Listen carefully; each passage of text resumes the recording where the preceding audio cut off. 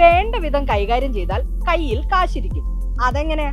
ഒരു 10 പൈസ സേവ് ചെയ്യാന്ന് കരുതിയാൽ ഈ ചെലവൊക്കെ കഴിഞ്ഞിട്ട് നടക്കണ്ടേ? ശരിയാ, ചെലവൊക്കെ കഴിഞ്ഞിട്ട് സേവ് ചെയ്യാന്ന് വിചാരിച്ചാൽ നടക്കില്ല. പക്ഷെ വേറെ ചില കാര്യങ്ങൾ ശ്രദ്ധിക്കാനുണ്ട്. അങ്ങനെ വന്നാൽ ചിലപ്പോ നടന്നേക്കും. എന്താന്നല്ലേ ഇപ്പൊ ക്ലിയർ ആക്കി തരാം. എല്ലാ തിരക്കുകളും ആവശ്യങ്ങളും കഴിഞ്ഞ് സമ്പാദിക്കുക എന്നത് നടപ്പുള്ള കാര്യമല്ല. അതുകൊണ്ട് വീട്, യാത്ര, വിശ്രമ ജീവിതം എന്നിങ്ങനെ ഒരു ലക്ഷ്യം മുന്നിൽ കാണുക. അതിനനുസരിച്ചുള്ള പ്ലാനുകളോ സ്കീമുകളോ തിരഞ്ഞെടുക്കുക. ഓട്ടോ പേ പോലെ തന്നെ ആദ്യം പണം സമ്പാദ്യത്തിലേക്ക് നീക്കാനുള്ള വഴികൾ സ്വീകരിക്കുക. ശമ്പളം ലഭിക്കുമ്പോൾ തന്നെ അത് നിക്ഷേപങ്ങളിലേക്ക് മാറ്റുക.